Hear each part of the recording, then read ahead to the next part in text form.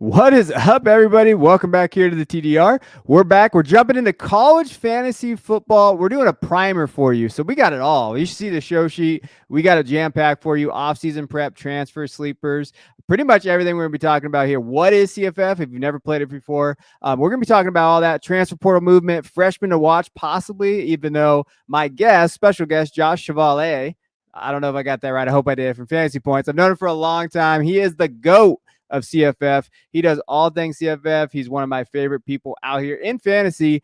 He's here talking out through me. He's the expert. I'm just guiding him as we go through everything that we're covering here on this CFF primer. So stick with us.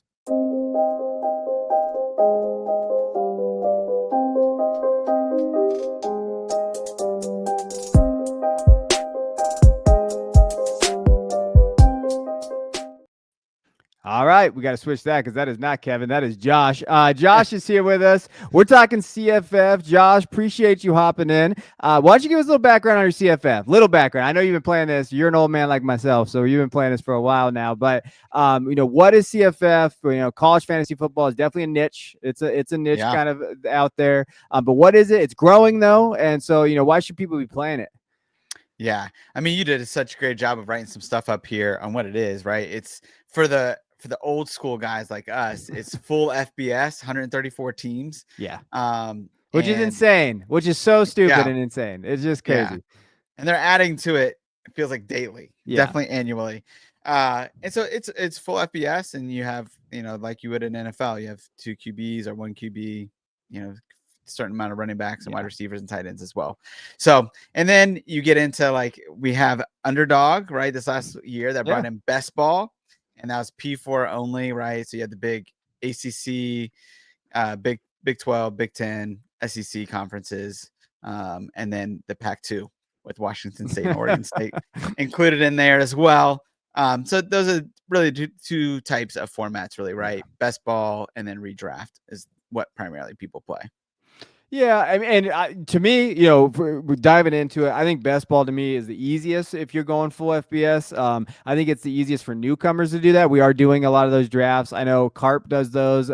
Someone in the community out there, he does a bunch of best balls. We do them at TDR. We kind of just do $5, throw it in there. Hey, get to know these players. I do think it helps if you do play some type of C2C format, or even Dynasty or Devy too as well. Like just to get to know some of these guys. The deeper you go, you start looking for your sleepers. That's the fun of it. We're gonna be talking about sleepers tonight here on the show here. But it is fun. It does help you kind of gauge kind of college fantasy. It kind of gets you, what these players are, like who are they out there. You definitely miss a lot. That is also the fun of it there. I do think if you do like power for a group of 5 only, like that is awesome. And I think if you are someone that likes making money or you have the underdog part of it, now that they offer it, I think it's smart to kind of dive into it a little bit, like seeing kind of having these little early drafts that you do out there with your friends, your buddies, the league mates here, we meet our Discord or whatever. That'll help you get ready for underdog where you can make some legitimate money out there off of it there. Now, when we're talking strategy, we could split this show up into 17 hours of strategy talk for CFF. And they do that. They do that over in Fantasy Points. You should check him. Josh's show out over there. It's great. Now we only have an hour-ish, depending on when my wife comes in here yelling at me.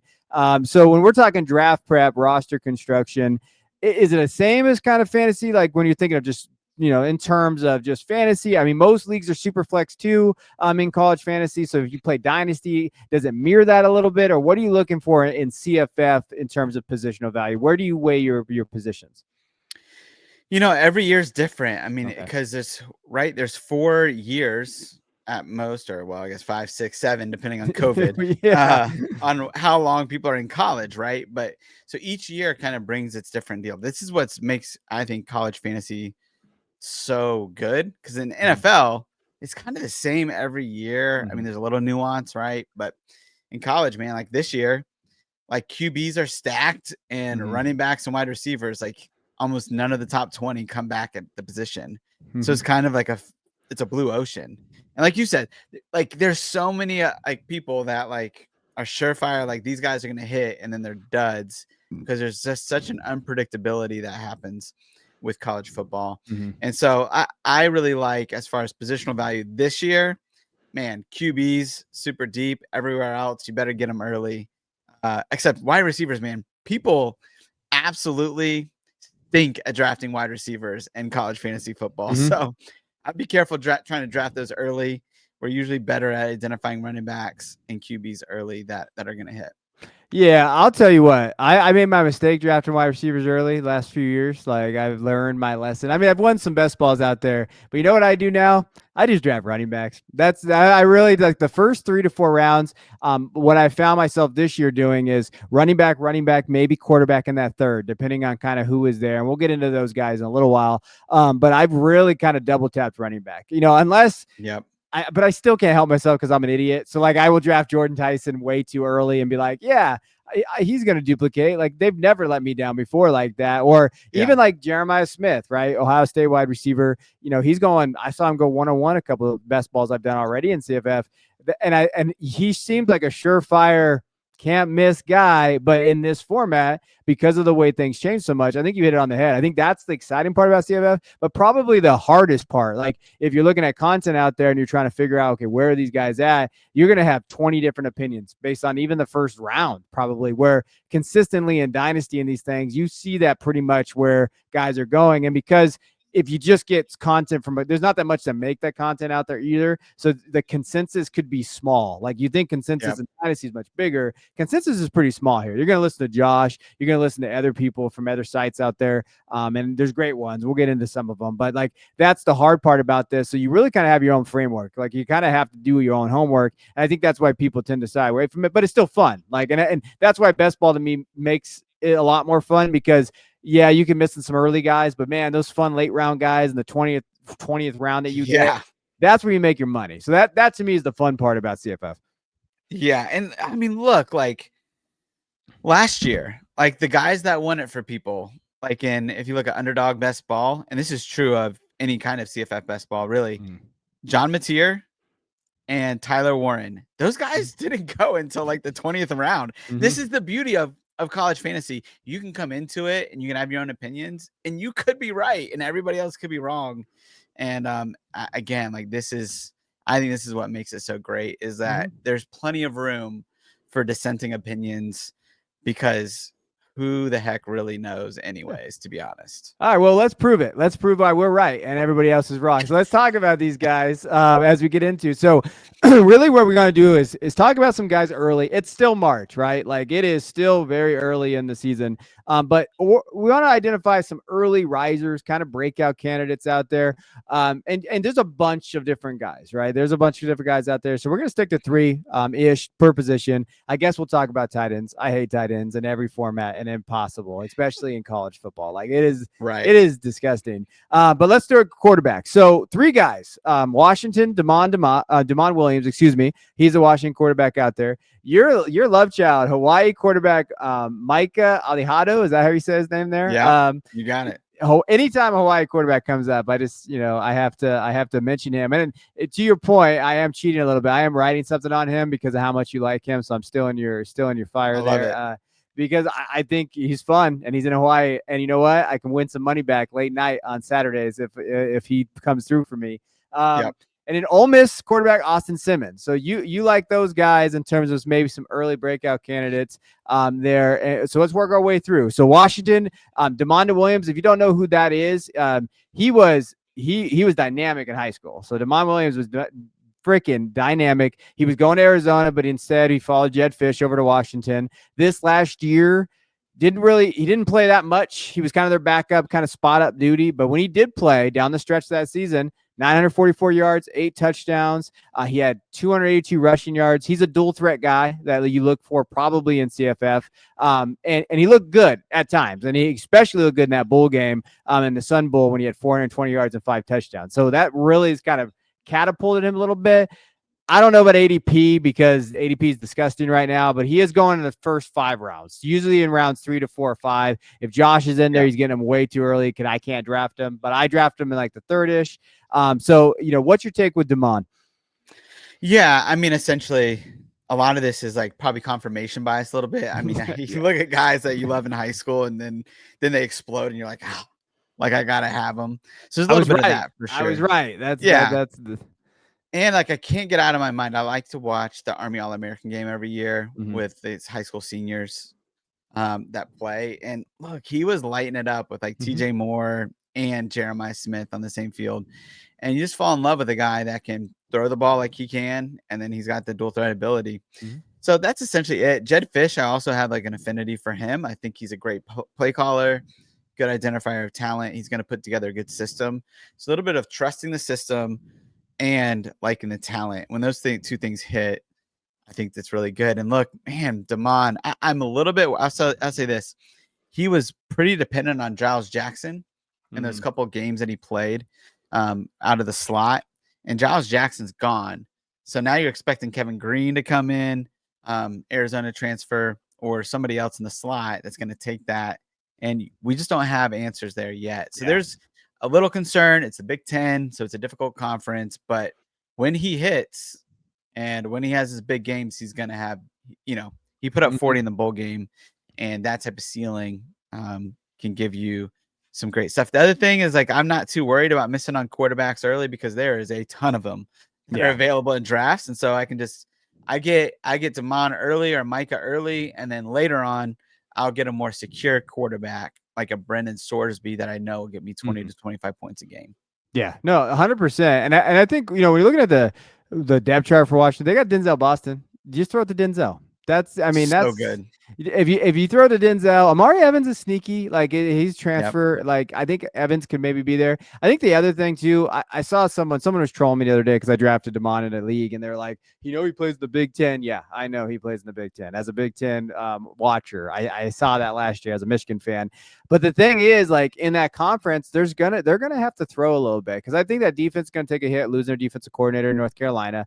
Losing Belichick over there to his dad, and I think that you're gonna see a lot of positive game skips for a quarterback because I think they're going to have to throw from behind a lot. And they still have Jonah Coleman there, but Damon's rushing ability, I think that's what stands out to me too.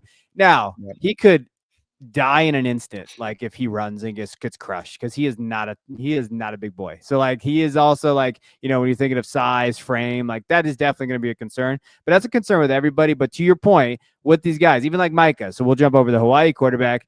You drop those guys early, it's okay because of the vastness of the running back and wide receiver position in CFF right now. Because you're not necessarily taking these two guys over a proven stud in the third or fourth, because there's really not a proven stud there, like right now, based on just ADP. And when you're looking at Micah, I did a little bit of homework on him when I did like a kind of a CFF best ball article, just kind of going through there. He's undersized too, 5'10". He was listed at 160. I don't know, like. He's tiny. Okay. He's much tinier than Damon. Damon's short, but he's compact, stocked, right? Yeah. So he can take hits. Micah, he's small. Yeah. I mean, I haven't seen a 6 in front of my weight in a long time. Josh is much skinnier than I am, but I was like looking at it like, man, I'm making me jealous over there. Like now he played at Bishop Gorman. So if anybody knows that Bishop Gorman is a very, very good high school program there. And I think his senior year, he threw for 2,700 yards, 35 touchdowns, and no interceptions. And he had almost 80% completion percentage there. So he does that well. He's in Chang's system out there in Hawaii. He's got a full season kind of to adjust to that, looking at how good that's going to look there. I think he's a steal early on. Hawaii's going to be, it's Hawaii. They're going to throw the football everywhere. That offensive scheme there. I think that's a great call. Yeah, and look, I mean, their defense isn't great, and they just play a lot of bad opponents. I actually, I have Damon one spot higher than Micah in my rankings, but I do think Micah probably has a higher ceiling because the defenses just aren't going to be that good. And look, when a guy rushes for 50 yards on top of throwing for 460, I don't care if it's New Mexico or whoever. I mean, of course, he's not going to do that right every week, but like, to have that type of rushing ability. And when he ran, one of our keys, right, because he's 160, is this guy a smart runner? Meaning, does he get down, right? Does he avoid contact? And he did that quite a bit. He didn't get every yard. He didn't maximize his yardage because he was getting out of bounds or he was sliding early. But man, 50 yards rushing is huge in a game. And you just we've seen these guys in the past, like Cole McDonald at Hawaii, have some rushing ability.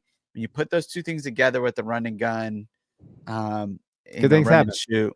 Yeah, it's a good system. And one more thing with Micah. He's got Nick Sinako coming back, Hofel Ashlock, and then they got a kid coming in, and DeCall Crowdis. Then they got a kid coming in from Stanford named Jackson Harris. That is that some insiders there think he could be the wide receiver too.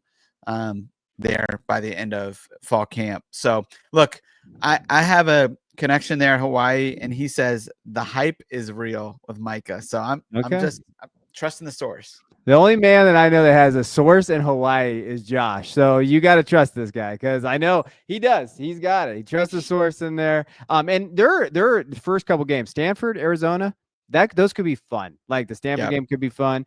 And that's really after that, Sam Houston and Portland State are the other non-conference. Come on, and those are home games, so that's good for them. And in the Mountain West, I mean, I am a Mountain West season ticket holder. Let's be real. Like there is no defense being played in there. They don't play Boise State. A lot of positive game scripts that could go their way out there. Sorry if you're a Mountain West fan. I've watched it. I've watched that league now for 10 years in a row. It's bad. It's bad out there. All right, tell me about Austin Simmons because I don't really. I mean, I know of Austin. I do Devy stuff and I do that. But are we betting on him at Ole Miss? That's where we're leaning. I am very intrigued by Austin Simmons. Okay. I mean, just the more I learn about him, I mean, you probably remember his recruitment as a Devy guy. Yeah. Guy that like originally was at Florida. He like reclassified up 2 years. So I think it was like 16 when he was coming into college. He's 18 now, and he's a redshirt sophomore. And I mean, there's a couple of things with Austin Simmons that intrigue me. One, the fact they didn't go out and get a transfer quarterback when Ole Miss has been hitting the transfer portal quite a bit. And you're talking about a kid that like just everything you read about him, he's a super smart, high again football IQ. And then that Georgia game, remember he came in that Georgia game, replaced Jackson Dart because Jackson got injured. He goes down the field 5 of 6 for 64 yards. And like, I know this isn't the same Georgia defense as like, whatever, but like, if this is this cat's like third time in a game of the season and he like drives down and they score a touchdown and they end up pulling off the upset, partially because of that drive, like that has my attention a little bit. And I know it's a very small sample size. But Austin Simmons, a guy that I'm intrigued with. He's a guy that you can get in the rounds 10 to 15. So it's not a high draft capital to go after him. And you're talking about with Lane Kiffin, really a system that has produced I think 4 top 16 QB rankings over the last 5 years. So it's a position that we want to covet. Yeah. If he doesn't, he might not hit this year. If he doesn't, he'll hit next year. And maybe we're just a year early on him. But he's the type of guy that I want to take some shots on. No, 100%. I think that's a good call. I like him too. Some other guys, I don't know. I don't know what AP is going to be for him. I'll just throw some guys out. We'll move on. But Devin Dampier going to Utah. I think he could be. He obviously was a monster last year. He averaged 32 fantasy points per game last year in this. But that was that New Mexico. So I think Utah coming over, new league. That's going to be a thing.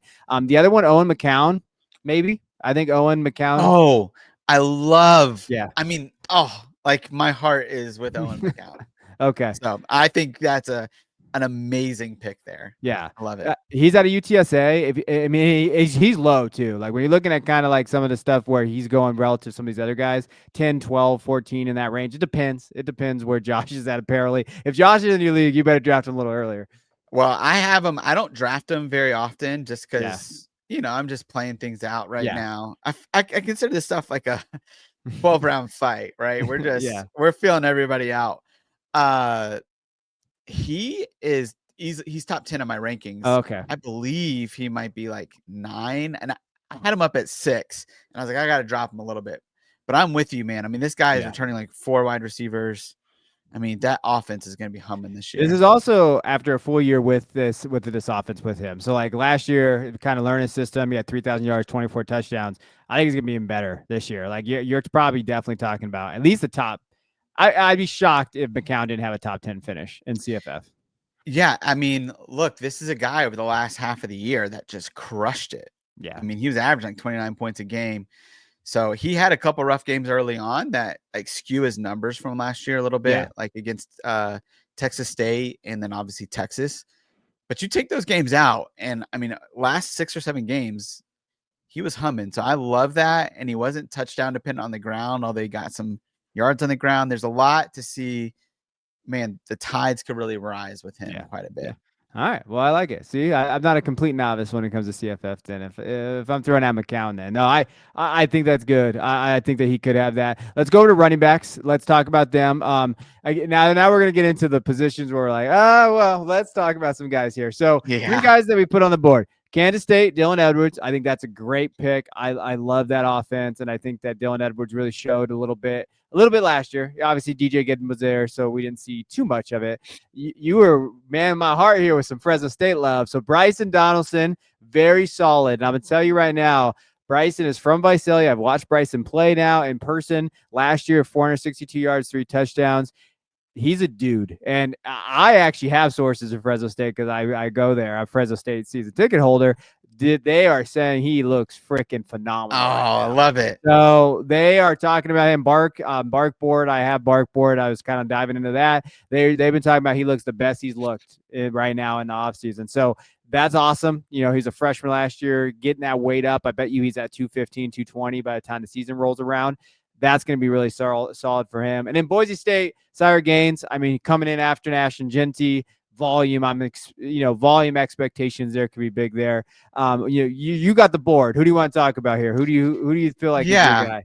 Well, let's talk about Bryson Donaldson because you have some information on him. But you have a guy, right, that in one game, what did he have in the last game of the season? So he had like 9 catches. Oh, so this is kind of how he finished the 3 games where he really showed out. Against Colorado State, 140 yards and a touchdown on the ground. And then against UCLA, he had 9 catches for 44 yards in that game, plus 40 yards rushing. And he finished with Northern Illinois, excuse me. And that was double overtime, but he had 82 yards, a touchdown, 3 catches, and another touchdown. So this kid's going to be using all facets of the game.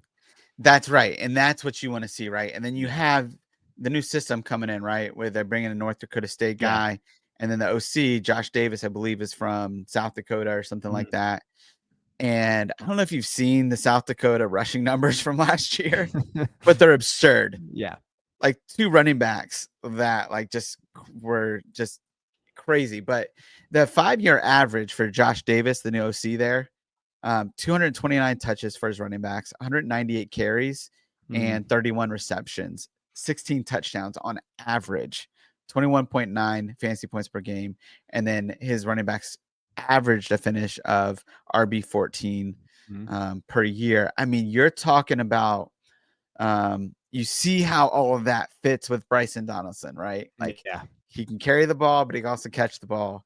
And that's what they want to do. And who else? I mean, of course, look, we know Fresno State has talent, but Bryson Donaldson's clearly the guy, right? Yeah, they have talent, but they have also, Fresno State has shown, I don't care what coaching staff it's been, when they have a guy like a talented running back, whatever, they're going to get the ball. I mean, look what they did with Rivers, and Rivers was a smaller guy. They gave that guy just carry after carry after carry, and that's what you see there. And here's the other thing too with Fresno State, and this is what I can tell you guys out there as watching them. This year, they should be starting all seniors on the offensive line. All seniors. Wow. That's probably, now things will happen, spring game, maybe whatever. But right now they're projected to start basically a redshirt senior and then 2 redshirt seniors, and basically everybody else is a senior. So that's going to go in their favor because their offensive line has not been great. It's been okay, but that's part of it. And I think if you get him in the receiving game with Donaldson, that's gonna be huge. That's a huge sleeper. That's a guy that could be a breakout too. And they're gonna struggle a little bit on the outside. I mean, they have Freeman, Josiah Freeman. But I don't know how much they're going to get from the receivers. Donaldson might be that workhorse in all aspects of it. So that's really what you're looking for. So I thought that was a great call. When I saw him, I was like, oh yeah, my boy Bryson. I think that's a great call in this format. Yeah, that's awesome. That's good to hear from you. And I mean, I like Sire Gaines a lot. I mean, a couple quotes on him.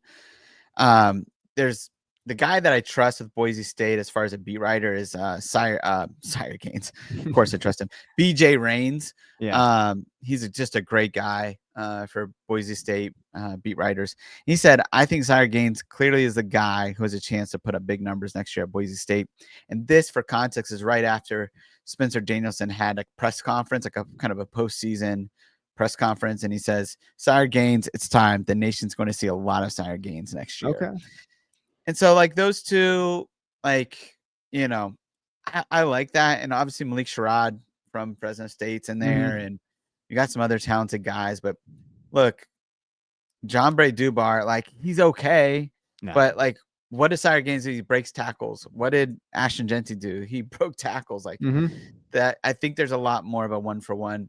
Obviously, I'm not saying Sire Gaines is Ashton Genty, but I do think he's a really good back. And Boise State's actually probably a little bit fortunate that he got hurt, because I don't think he's still at Boise State this year. If he didn't get injured the way he was starting off last year. I don't think he's gonna give him the Genty discount. So they better open up that NIL money out there for him. And to your point, in a couple of the mocks I've gone, Sire's gone like round 7, and then Sherrod's gone 8. I'd rather take Sire, because I think that's where the volume's gonna be. I think Sherrod to me is more of he's a trader, by the way, Fresno State guy going over to Boise. Just want to throw that out there. But I think just from a value perspective, I lean with Sire there. Like I think that I think you're right. And again, follow the beat reporters. That's what you really got to do in CFF too. Like that's what Josh does a good job of, kind of identifying the beat reporters that kind of are in the know that you can trust, not like some of the other guys out there maybe just throwing stuff out there. I think that's a good point. Dylan Edwards to me is an interesting one. Obviously, with Giddens there, he didn't get a ton of usage. But if we go off the bowl game against Rutgers, dude had a game. He had 196 yards and 2 touchdowns. And then he had a receiving touchdown as well. I like Dylan Edwards as a great scat back. Kansas State has shown to use these type of backs in this different way. I like their scheme. I like their offense. I think from a receiving standpoint, he's really good.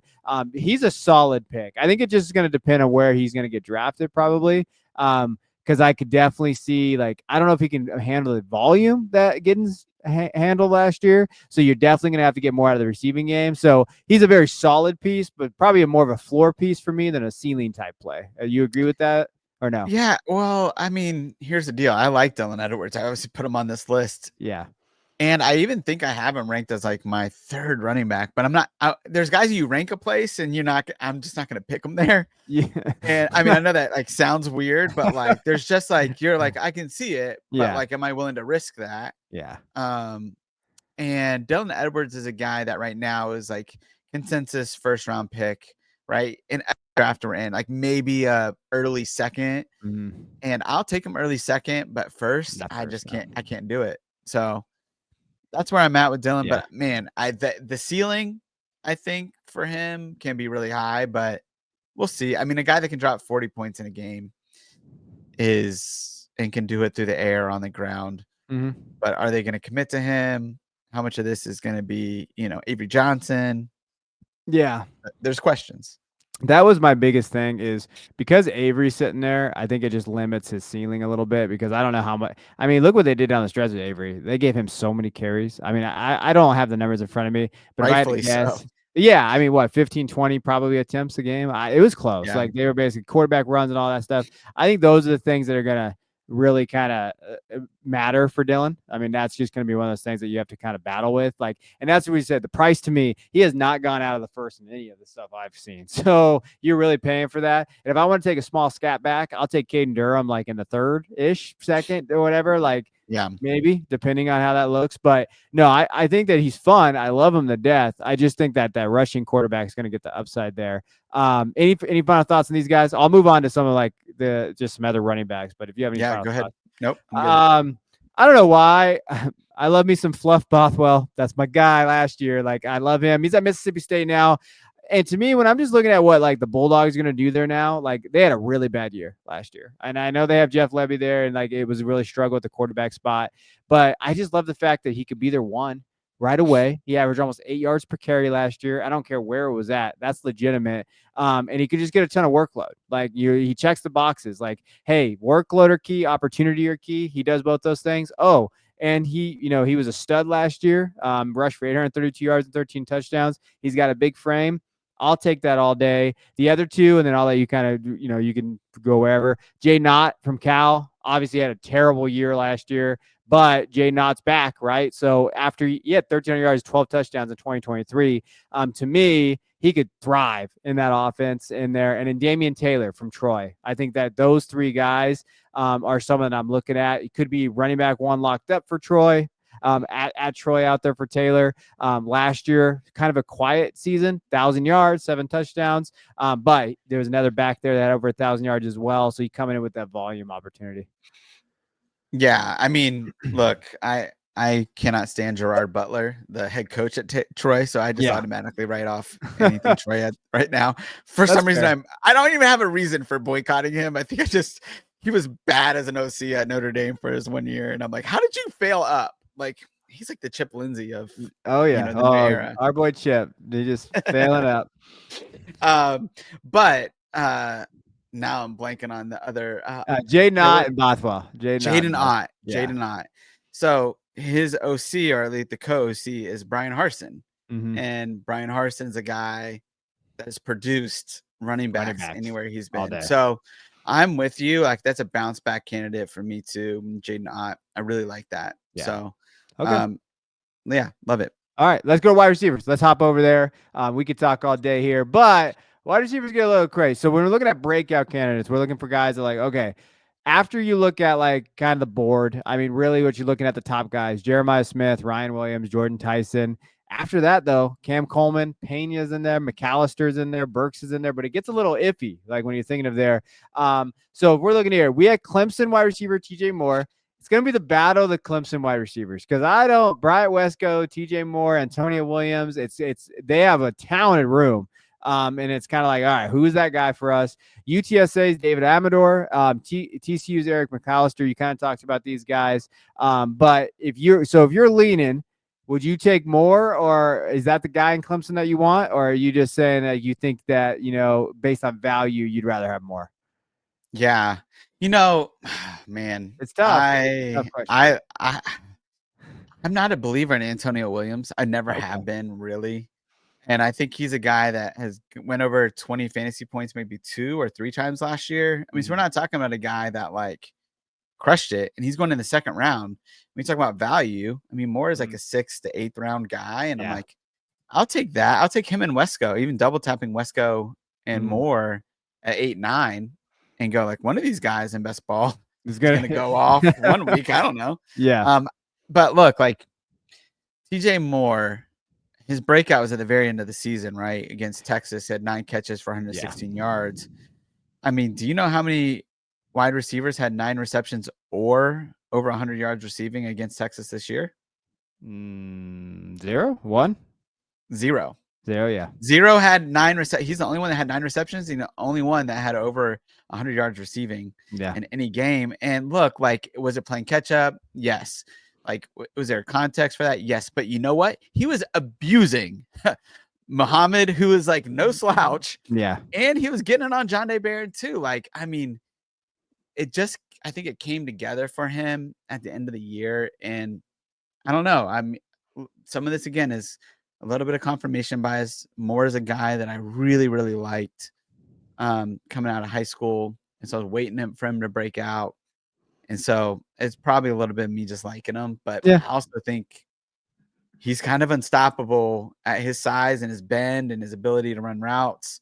Like, when he puts out all of that together, he's going to be a monster in college football. Yeah, I think, I'm with you. I also think I wrote this big old piece on K Klubnik recently.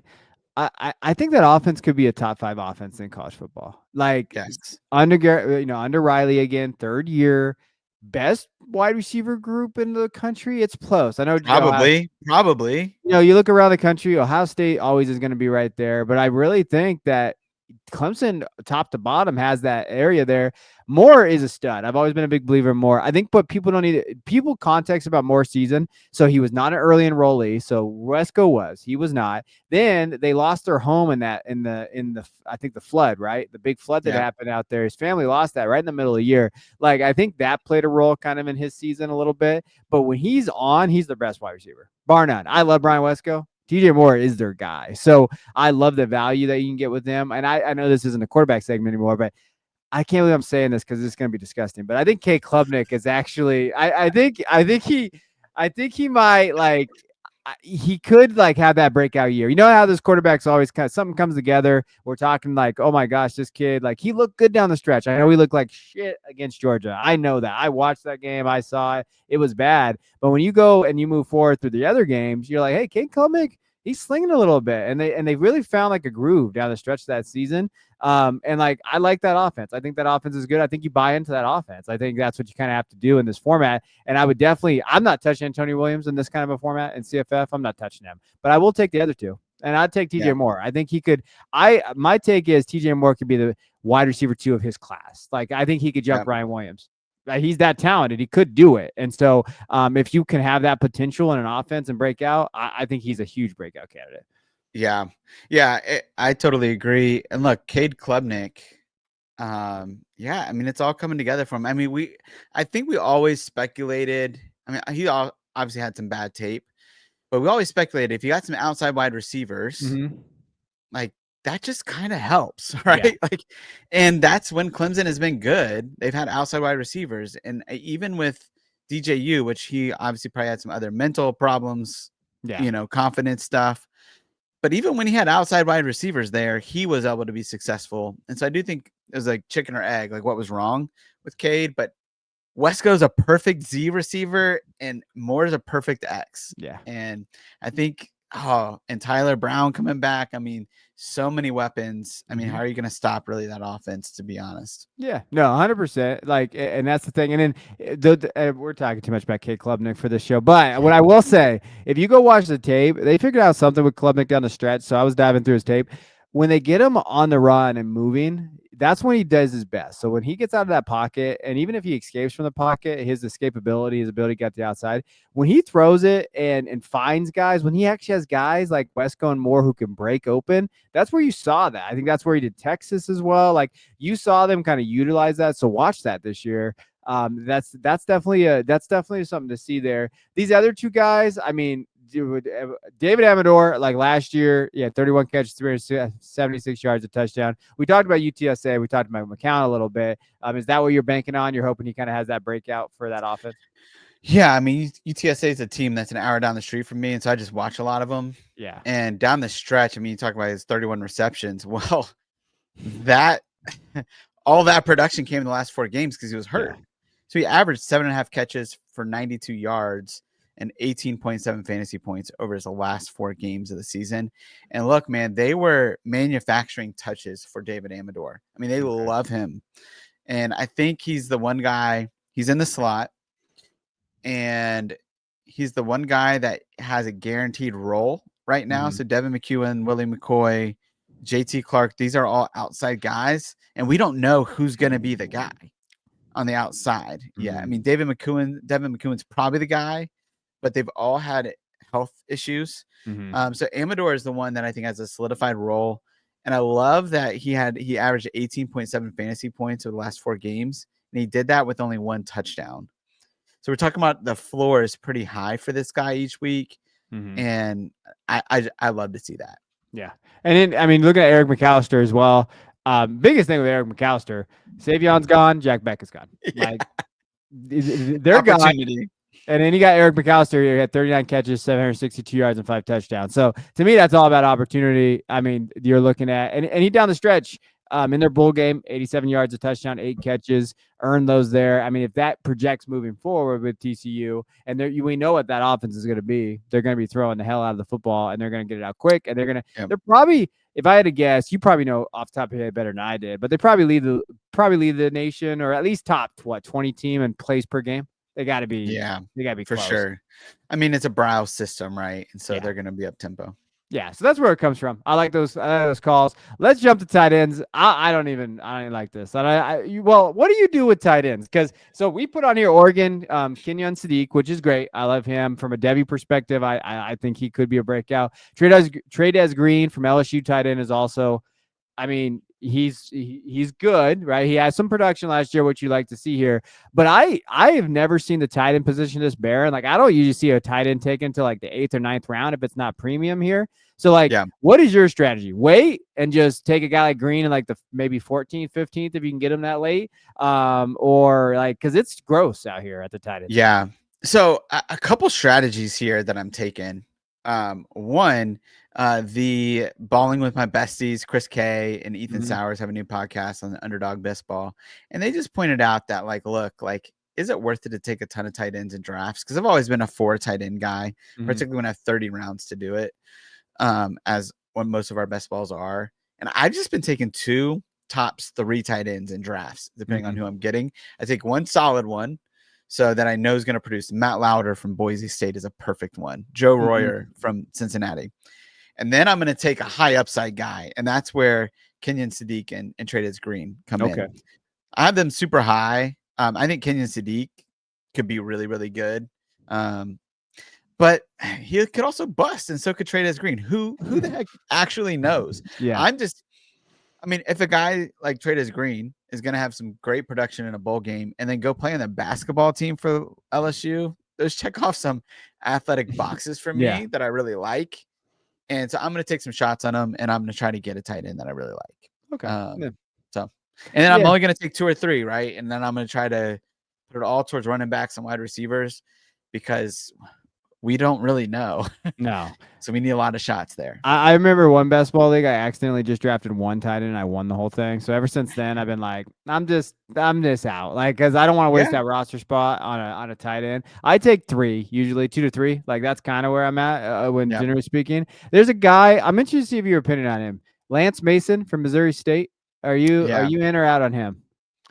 I mean, honestly, I just don't know a ton about him. I've seen other people talk about him, and he's become like the hot name he's gonna out be there. Awesome. Yeah. Nah, well, let's chill on the awesome talk. Okay. I mean, at Missouri State, the big thing is you see the numbers from last year. He did have 34 catches, 590 yards, and 6 touchdowns. But that was in non-FBS, right? So now he jumped over to FBS, and I think that's the big question mark what it comes from. I think what you're talking about, though, if you take a guy that has that proven production and you want to take a swing on Lance Mason late, like he's going really late. So, like, I could see that as well. All right, let's stop talking about tight ends. It's gross. All right, let's go to the transfer portal. So we're going to jump in here. Obviously, I'm going to talk about all of these guys, but here are some guys that have some impact here, possibly in CFF. Now, you might see some names like Carson Beck going to Miami. You might be like, ew, we're not talking like draft. We're not talking like value there. Just from a CFF perspective, Caden Veltkamp from Western Kentucky over to FAU. Quentin Joyner, USC to Texas Tech. There are some Quentin Joyner truthers out there, Josh. Did you know that they existed? Because they are hot and heavy out there. Like, they love this kid. Justice Haynes from Alabama to Michigan. Oh, go blue. Chase Soul, ECU to Iowa State. Nick Anderson, Oklahoma LSU. Max Clary, Purdue to Ohio State. And Luke Haas, Arkansas to Ole Miss. Where are you, if you had to pick your favorite transfer here, or a guy that you're like, hey, this is an interesting spot for him, who would you go with? Yeah, I mean, Caden Veltkamp from Western Kentucky to FAU. I mean, he's going with Zach Kitley, which I think we all, well, not all, I think people have gotten confused on what Zach Kitley does. I mean, when he's free to run his system and is not under old Joey McGuire at, Texas Tech, I'm going to, run the ball 300 Joey's times. a pain in the ass, by the way. Like, he is, he is such a frustrating coach to just be behind. 100%. Yeah. 100%. But when Zach Kitley was free to do whatever he wanted at Western Kentucky and Houston Baptist before that, now Houston Christian, he was throwing the ball 600 times a season. I mean, that's what he wants to do. That's what he's the head coach, and that's what he's gonna do. And Caden Veltkamp was a guy that he recruited at Western Kentucky. So I think him and Easton Messer, both coming over from Western Kentucky, I think to FAU, they could have a field day. So he's a guy. Quentin Joyner, what is interesting about him is that him and Taj Brooks went to the same high school. So I think there were some conversations behind the scenes. I also said some stuff on Twitter when he went into the portal at USC, and I was like, oh, I wonder if he'll end up at, Texas Tech, like his former Manor High School running back. And his high school head coach and OC retweeted that tweet. And it kind of went a little bit, it didn't go viral, but it got a lot of traction. And so it makes me think that there's definitely some conversations that were going on. That makes me feel like Quentin Joyner maybe has, some favor there. Okay. If that makes sense. Yeah, no, I think it does. I don't know. I liked Joyner when he first initially came out to USC. I liked his tape. Some people just thought he was a plotter, and he might be. He might just be a Taj Brooks plotter, which scores points, like, Yep. and has touchdowns there. But he's going pretty high, like for a kid Yep. that, like, when you're just looking at like pure production, I think that's the hardest part about the offseason. So if you look at pure Yep. production, it's hard because, a guy like Joyner, who didn't really necessarily have all the opportunity this last year, 63 carries, 400 yards, 3 touchdowns, looked pretty good at times. But I always get weary, and I don't know if I should. I don't know how it works in NIL anymore. When they bring in more running backs ahead of their guys that they had, like when you recruited this kid, and they're like, hey, no, we need to go get, another running back ahead of him. We're going to get Woody Marks. We're going to get whatever. That just makes me like, okay, well, what is this kid? Is he talented enough to be that guy, the dude, or is he just a 1A, 1B guy? And that's the hardest part about CFF. And that's the hardest part about trying to figure out volume where it goes. Usually if he would have went to, like, if Quentin Joyner would have went to G5, I mean, technically, I don't know, Big 12, you're away. You're in the middle. Like, you're a step away from joining that. But like, had he gone somewhere else, like, we're talking, G5 team, I'd be like, okay, Joyner, I'm comfortable at that ADP because I do think he's probably the most talented player on that roster there. But that's a question. Justice Haynes is another one. Like, I love Justice Haynes. Jordan Marshall's freaking good. So, like, as a Michigan fan, I'm just telling you guys, like, I think people just penciled in Justice Haynes. Jordan Marshall in high school was great, and at the bowl game is great. And you know what he is? He's a freaking competitor because he's talked about all offseason, that job is mine. And I think it's going to be more. We've watched Michigan before. It's 1A, 1B, and but they'll ride the rock to the best player. And I don't think that's necessarily, we could just pencil in Justice Haynes. And I see Haynes going top 5 rounds in these drafts. And I see Marshall, like I saw him go in the 5th round. I saw Marshall in the last one go in the 21st round. Yep. If I can get Marshall in the 21st round, I'm doing it because I think Justice Haynes, I think the volume is going to be pretty close. Well, and it's like you, Mike Bainbridge, Chris K, like some guys that like have identified these backfields pretty accurately over the last 4 or 5 years, and also have some insight, are all saying the same thing about Jordan Marshall and Justice Haynes. Like, listen, and look, this is something that I didn't do last year. I was like, no, I'm going to go after Donovan Edwards because I see the talent. And it's like, no, like, listen to people that have the insight and, the foresight to don't take Justice Haynes in the 2nd or 3rd round, bro. Because that's where they're like, 5th round is low for him right now. Yeah. Okay. Like, he's usually going in the 2nd or 3rd round. So, and that's based on name. Like, that's crazy. That's based on name, and that's based on recruiting. And we love Haynes. We love Haynes, right? Like, we're not Haynes haters. Hey, if he runs for 5 touchdowns to go to Ohio State, baby, I'm all aboard the Haynes train. Like, I thought Haynes was my running back 1 in Devy last year coming in because I thought in terms of his class, because that's how talented he was. Like, he just obviously DeBoer's system just didn't play out for him. Like, that just wasn't a good one. To me, this is just a value thing. And like, if I just feel like Haynes is going way too early as opposed to like, and I'm a dumbass because I drafted Haynes, I think, in the 3rd round of one of the ones we did. And I was thinking like, why did I just do that? And it was one of the first ones I did. And I'm thinking, man, if I can get Marshall that late, like, I'm definitely doing that. So that's definitely just where I'm at. Like, and again, we like the players. It's just, it's really just comes down to scheme, volume, opportunity. Any other guy here? Are you taking a shot on Carson Beck? No. You're good. I put him on here just to be like, hey, Miami's going to run the crap out of the ball this year. You should avoid Beck. Like, that wide receiver room, best, besides JoJo, if JoJo Trader can like do something there, it's pretty desolate when I was going through it. It's kind of gross. Dude, right now, if nothing changes there and JoJo Trader doesn't move to the slot, I think the slot's going to be a 16-year-old. That's a true freshman. That goes to show you what the room's like. That's tough. That is tough in there. Anybody else you want to mention? No, I think this is good. Okay. And I saw Max Clare. I actually do hate you because you were one of my guys, and then you went to that nasty Ohio State school, and I cannot believe you left Purdue. Like, you were a perfect Purdue tight end. If you just Google Max Clare, if you're out there, Google him, and you'd be like, oh yeah, that dude plays tight end in Purdue, and then you just let your brethren down by going over to Ohio State. And also, don't draft an Ohio State tight end. Don't do it. Like, it's just, that's like my golden rule in life. Like, those dudes do never get used. So like, right. Just stop drafting those guys. All right, let's jump over some positional battles that we want to get into, and then we're going to talk about some freshmen, kinda. Apparently, Josh is a hater when it comes to freshmen. And then we'll talk some quick hits, and we'll get out of here. But I love this first one. Alabama quarterbacks. I think to me, like that is a huge battle right now for positional battle. Ty Simpson versus Keelan Russell, maybe Austin Mack's in there, and I agree with you there. I love Keelan Russell. Keelan Russell is my QB1 and Devy and ahead of Underwood, so I'm a Michigan hater in that category, but I think he can sling it. He's perfect for DeBoer's offense. He's apparently 192. Is that what it was the other day? I saw like he's been eating some, I don't know what he's eating, ho-hos, whatever. He's got the Alabama barbecue going on down there. If you had the lean right now, I think it's Ty's going to start, but I could see this being like a Klubnik DJU situation or like kind of that area there. Is that kind of where you're leaning to? Yeah, absolutely. I think this is definitely one where like week 5, week 6, it could be the Keelan Russell show.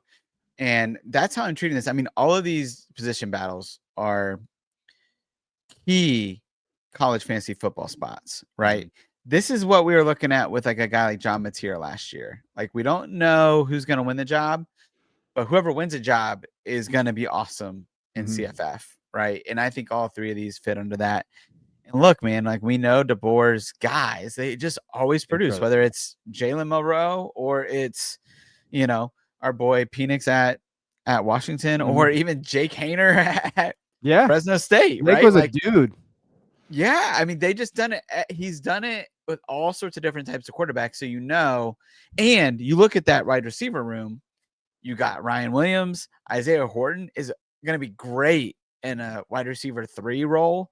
And then you have Jeremy Bernard. I mean, you have so many guys that are really good there to build around. So you just go like, this is really easy to see that this is going to be a one that's going to be valuable. So I double tap them late. Okay.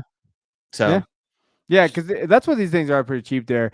All right, you're gonna have to help me with some of these guys. So West Virginia has a quarterback battle. You're gonna say the names because I'm gonna mess that up. And then UNT. So you're in North Texas. I know you. So you out there in Texas, you have the insight here. So tell us about these 2 battles. Yeah, so Jalen Henderson and Nico Markiel. I think that's how you say it. This is Rich Rodriguez system. Yeah. I mean, this is a guy. I can't believe we're saying that again. I cannot believe we're saying this is a Rich Rodriguez system. Can you believe that for West Virginia? At West Virginia? Oh my gosh. Yeah. And look, Nico's a guy that started near the end of the year while Garrett was out. I can't remember. Garrett Green was out. And did really well. They brought in Jalen Henderson. He's a guy, another former Fresno State guy that went to A&M and did some stuff. And look, I don't know who's going to win the battle there, but I do think it can be valuable. And these are guys you're getting in rounds 20 and below, right? Or they're not going drafted. And then North Texas, Reese Poffenbarger, right? He's an Albany guy that went to Miami last year. Cam Ward obviously also transferred there and stole the show. But man, Poff is a playmaker. Dude's got like a 40-inch vert. So he's a super athlete. And this system is I'm blanking on the coach's name off the top of my head, but it's Eric. He's the guy that is was from Incarnate Word. He was the OC at Washington. Eric Morris. Yeah. He was Cam Ward's guy, right? That identified Cam Ward back in the day. Look, this is a system that just produces like fantasy gold. Even last year, we had Chandler Morris there at UNT. Drew Mestemaker came in the last game of the year in the bowl game and just put up crazy numbers in that bowl game. I think it's 390 yards and like 3 or 4 touchdowns. And he's a walk-on. And then Reese Poffenbarger's coming in. Right now, I think Drew's got he's the incumbent starter. Or the last guy that started the game.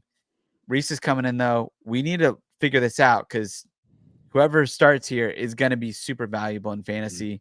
Mestemaker, I think, had a 60-yard run for a touchdown.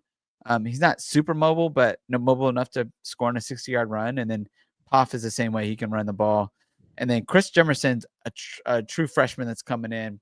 Very much an outsider here, but he is super talented. Okay. And a guy that played high-level Texas 6A ball here. But a lot of people wanted him as a wide receiver. at the P4 level, and UNC's given him the shot to play quarterback, so he went there. I doubt he starts, but UNC fans and beat writers are kind of hyping him up. I kind of lean to Reese just because of the last name. I love that Puffenbarger. Like that to me is like and he's good. Yeah. But he doesn't play within his system. He's a guy that plays outside his structure quite a bit. Well, that sounds great for Eric Morris because Eric Morris quarterbacks don't necessarily play in structure. That's not been a strong suit for the guys in his system. Yeah, you're right. Especially just watching Cam. Like when I watch Cam and when you're seeing what he's been able to do with him when he was with him at Cartier Word, that makes sense if that would kind of lean into that same kind of offensive system there. And I agree. I mean, so if you had to pick one to draft, let's say you're in a draft, gun to your head, who you run, Puffenbarger? Yeah, I mean, he's the guy with the higher floor. I mean, higher ceiling to me. Yeah. But I'll double tap him right back round 20, round 21 if they're both there. Yeah. I'm usually in every draft I'll double tap one of these 3 position battles. Oh, you will? Yep. Oh, interesting. I've done a lot of Ty Simpson and Keelan Russell. I can't wait to see kind Austin of my Mack strategy later. Start the whole year and just screw you over. That's just how it goes in this type of stuff. When you he'll say, "Bless your heart, Josh, the Southern FU." Yeah, no, that's a good strategy. I like that. That's why I like having you on because it's fun to listen to. Like, hey, yeah, I'll double tap these guys, and then I get at least that one. And these are the systems that you want, right? Really, you're double tapping the system. Like that's kind of what you're looking at. Like, yeah, the players are great, but we're trying to find that production, so we'll just double tap these guys. And then knowing that, hey, if they play and if they start one of them, I'm gonna get that proven production at that QB2 spot probably. And I'm happy with that. I'm happy with that. It's probably that ceiling, and they could probably put up some QB1 numbers. Definitely. Yep.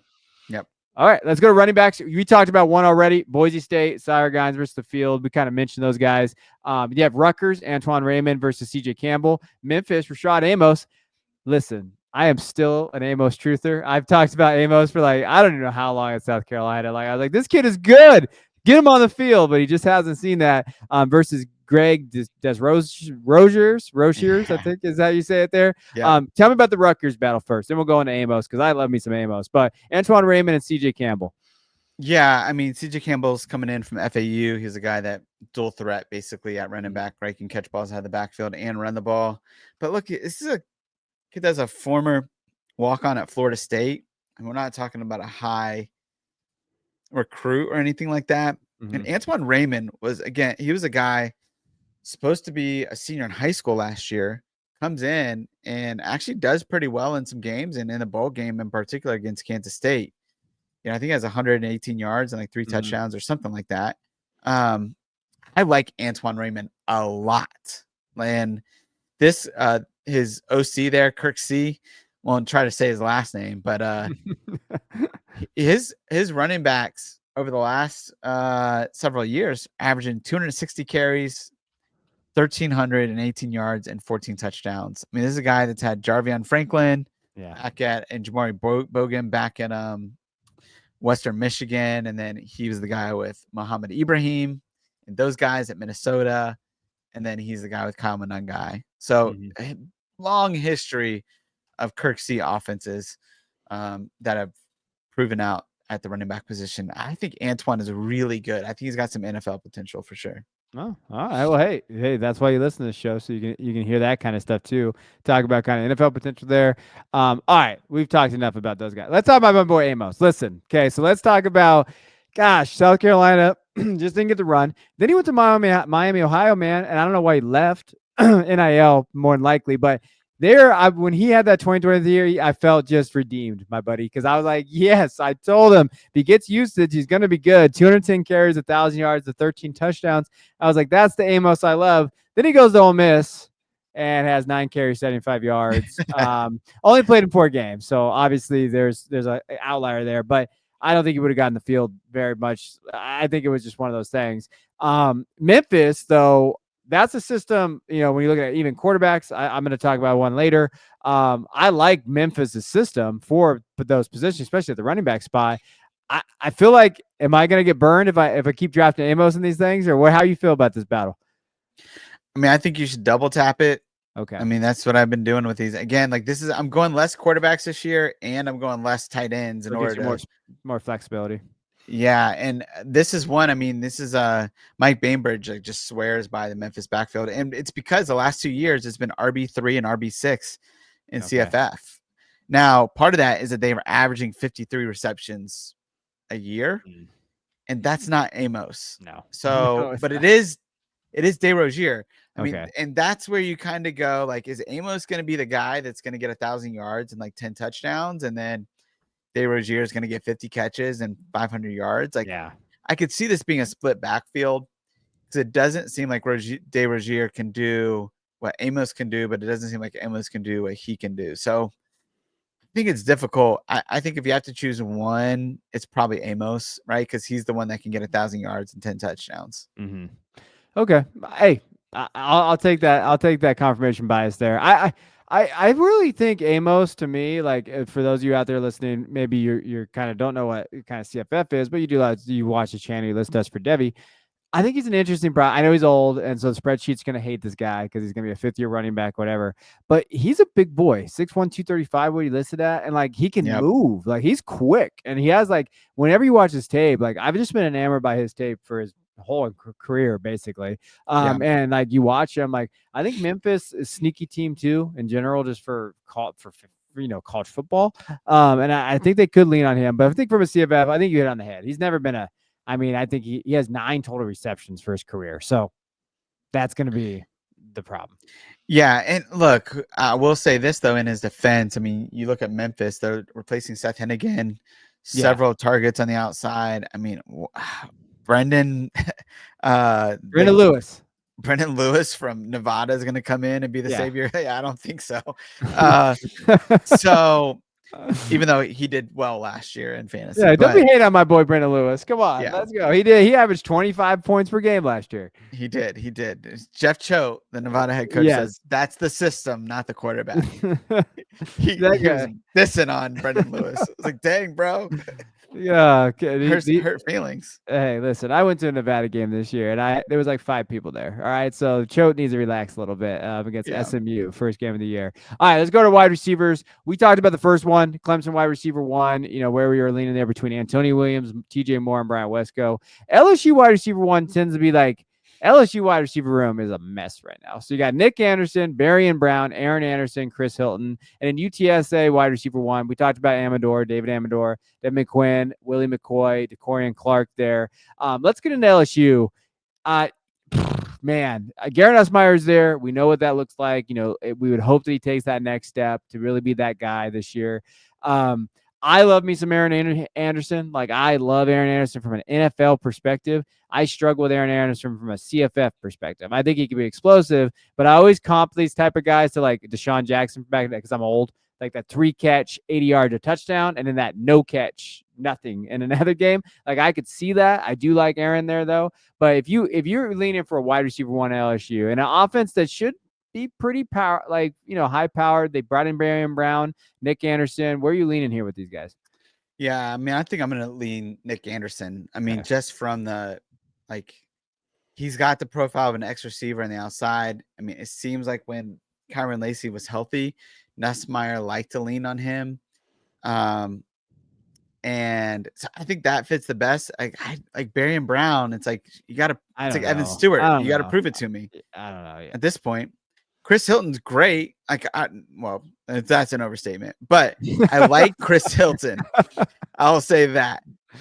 I don't know if Brian Kelly likes him. I mean, the way that he treats him on the sideline is just egregious. So it's like some of this is process of elimination. Like I like Aaron Anderson too, but like just the up and down nature of the way that he was using the offense just makes me.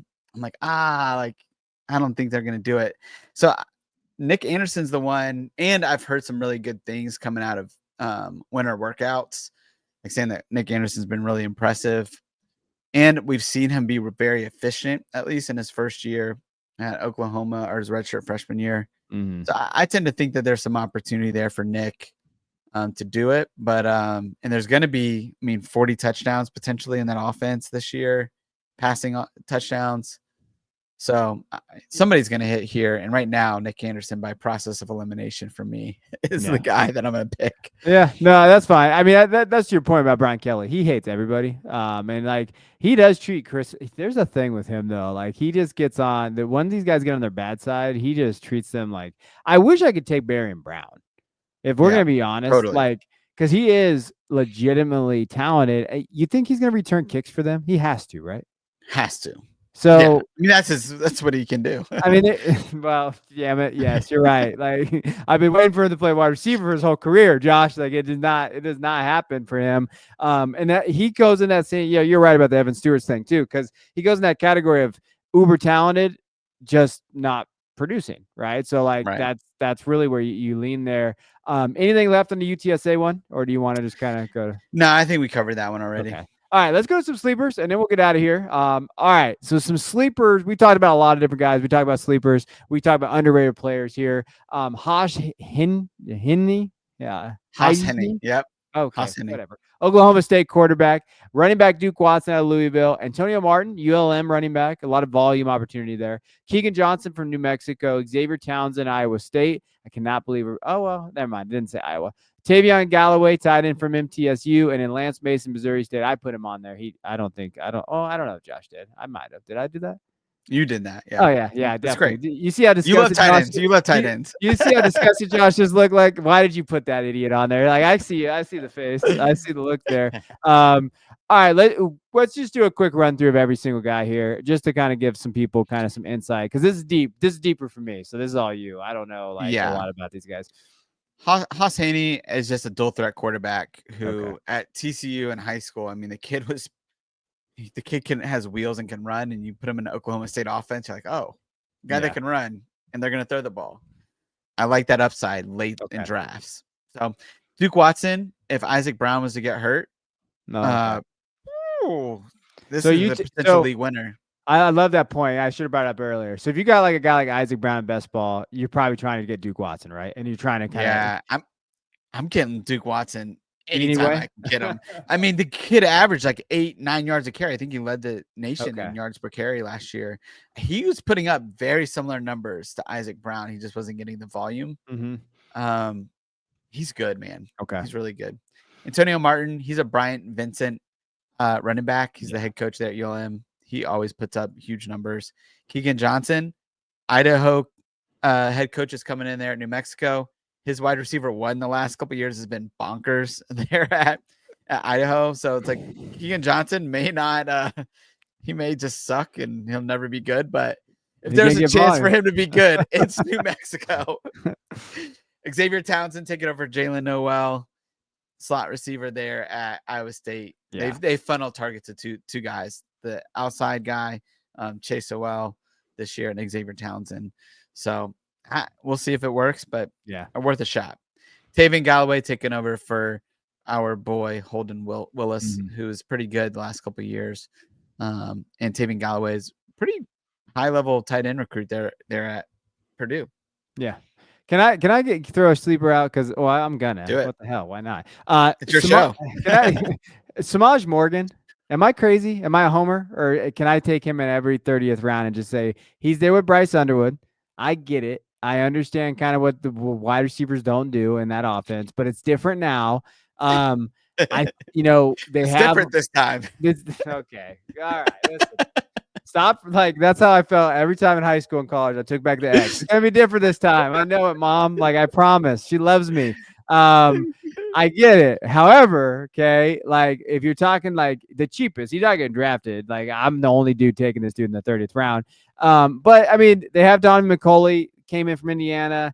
I do like some of the guys they brought in, but I don't know. He's a playmaker. He's going to be their punt and kick returner. I mean, I know that's not a great endorsement when I say I don't know, but I like this upside in the ceiling there. Am I crazy saying Samaj is just someone that I don't mind taking like super late, or am I just a homer? It's totally okay if I'm a homer. Yeah. I mean, you basically were just like vibes, man. Vibes. 30th round. Look, anybody in the 30th round is vibes. So I'm all good with that. Look, here's what I'll say. I hate Chip Lindsey. I hate any type of passing offense that involves Chip Lindsey. So I just can't endorse it, but man, it sounds awesome. Okay. See that when he says it sounds awesome, everybody should know that he's basically telling me I'm an idiot, just in a nice way. Because Josh is too nice. He's basically saying, "No, don't take him here." I don't know. I just get to him and I'm like, I just see the freaking talent of this kid all the time. It's been so depressing to watch it waste away at Michigan. I was surprised he didn't transfer. I'm gonna be honest with you. Yeah. And so like, yeah, that's another one. Another guy. That I kind of like. I know that Iowa State's gonna have Carson Hansen there, but Abu Sama, I know like he wasn't great last year, and like he kind of disappointed a little bit. But I think like if any time was missed for Hansen, I think Sama could be there like and kind of get the volume there, but not amazing, not a great pick, but somebody. Yeah, I mean, look, I feel like most analysts are good at identifying running backs. Mm-hmm. Abu Sama is a guy that we all liked. Yeah. I mean, he's not bad. It's just like either something hasn't clicked for him yet, whether I haven't watched him enough from this last year, but it was weird. He's eventually going to be good, right? Yeah. Carson yeah, I don't know. It's a weird deal. It's a weird deal. I believe in his talent. He'll eventually hit, whether it's at the Iowa State or somebody else. I don't know. Probably in the NFL. Probably that's what it's going to go there. Some late round guy. All right, undrafted free agent. Let's get into this. Incoming freshman. Not a ton to talk about here. Keelan Russell, we already mentioned. Gideon Davidson out of Clemson. DeCorian Moore, Oregon, which is maybe the one. I think that when I wrote about him when I did my Devy rankings, I said that he could be Oregon's Jeremiah Smith. I am not saying he's Jeremiah Smith. I'm just saying that he could be that production freshman wide receiver that they just say, hey, we need to kind of have this kid. Really, it's hard with freshmen. I think that sometimes when you're thinking of freshmen in CFF, from my perspective, I think they get overdrafted sometimes. I think that, and this is some things that Josh pointed out. I'll let him go through it, but no true freshman at the quarterback spot is finishing the top 24. Two freshmen finished in the top 36 last year for running backs, and then one true freshman finished in the top 36, and that was Jeremiah Smith. And we saw kind of the numbers there. So do you just kind of avoid the freshmen? I know you take more, though. I think you like DeCorian more. Yeah, I'm taking DeCorian Moore wherever I can, and I'll take him higher if people keep going up. So I'm just taking him way below my value right now because I think DeCorian Moore is, like you said, he's this year's Jeremiah Smith. I mean, he comes from a 6A Texas high school football. He was Keelan Russell's wide receiver 1, right, in high school. He went to school with Caden Durham, ran the 10-400 meter. You can Tej Johnson's vacating the slot. You can see new quarterback coming in. They might like to depend on tight ends and slot receivers. You can see where Evan Stewart's the top guy on the outside. All of this, it's like I don't believe in Evan Stewart at all. So therefore, DeCorian Moore, it is your chance. Yeah. So I think he absolutely can be really, really good this year. And then Gideon Davidson, I want somebody to talk about me the way that our boy Dabo Sweeney talks about Gideon Davidson. Holy cow. Like he thinks he freaking won the jackpot, won the lottery with Gideon Davidson. They're having the number 9 jersey, which is a jersey that Travis Etienne wore there. Man, they just like him and they're giving him a bunch of stuff early. Jamarius Haynes is the other guy. He tore his ACL near the end of the year. And then you have Adam Randall, who he's a wide receiver that a lot of us liked potentially, and Devy. And now he's a converted running back. So it's like, Davidson doesn't have a lot of competition, and we know that offense is going to be awesome. So I could see him having some opportunities around the goal line and get some touchdowns in that area. So yeah, I think so too. I think from freshmen, I lean wide receiver more than anything at this spot.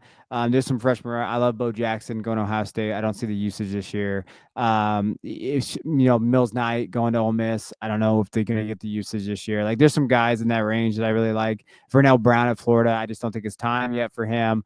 There's a lot of guys in that range that even the Texas guys that are going there. Like, I don't know. I just don't see it yet based on what their depth chart looks like ahead of them.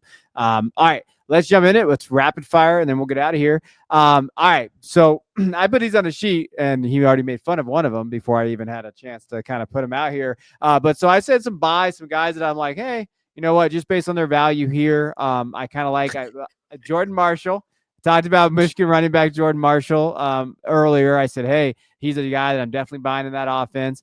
I put Memphis quarterback Brendan Lewis, and he already said that's not going to be their guy. But you know what? Memphis doesn't have a guy right now. Okay, so all I'm saying here is that he's super late. Last year he did have 300 fantasy points when he had that. He comes in, he's probably the starter, more than likely. He has 35 starts at Colorado, Nevada. And I'm telling you, when I tell you bad quarterback, he is not. I watched him play. But I think the thing that is intriguing for him is he led the Nevada last year in rushing, 775 yards and 8 touchdowns. Memphis has had that track record for fantasy quarterbacks. Seth Hennigan obviously is departing. There's an opportunity for him there. It's not gross, but if he wins it, I'm kind of like, maybe he's there. Super late there. And in my cells, John Mateer's going very early at Oklahoma now. Like I don't know. For sure. My question mark is the Oklahoma, not the player. And then Jeremiah Love to me as well.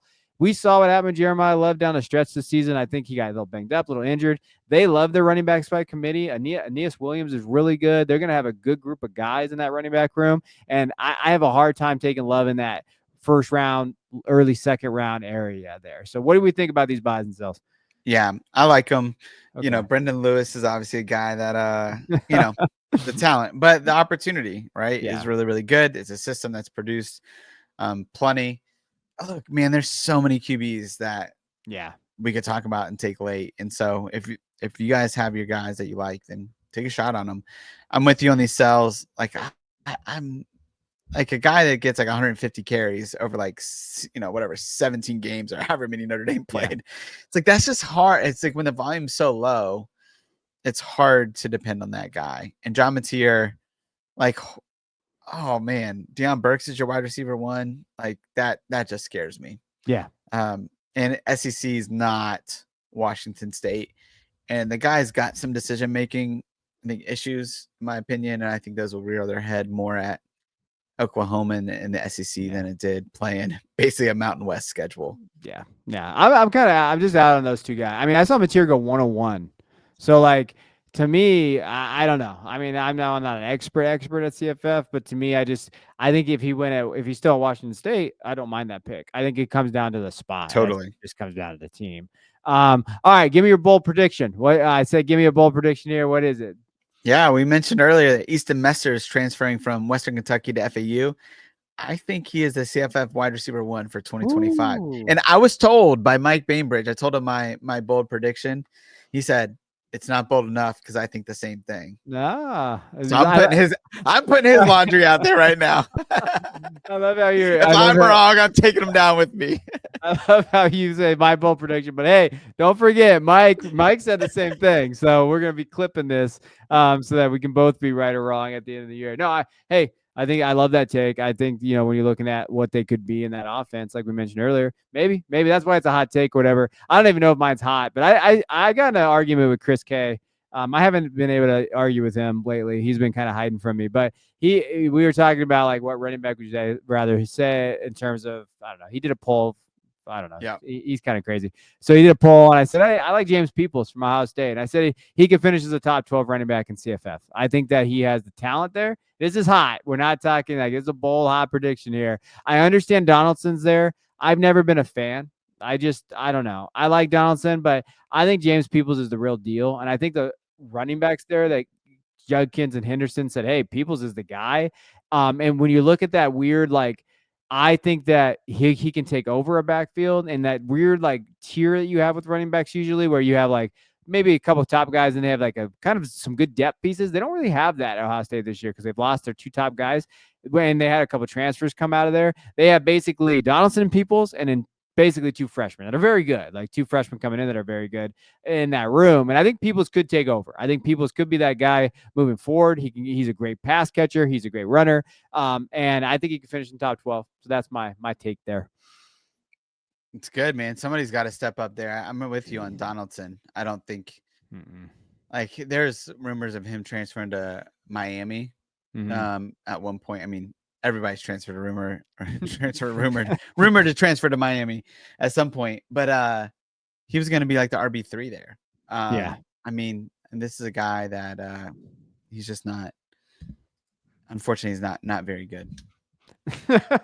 No, I'm not like, to me, he is not the guy that I want. He is not the guy that I want in that offense. I think Peoples is much better, and that's just kind of how I lean. That's just kind of how I lean there. All right, anything wrap up here? We're done. We talked about it. I mean, the top guys.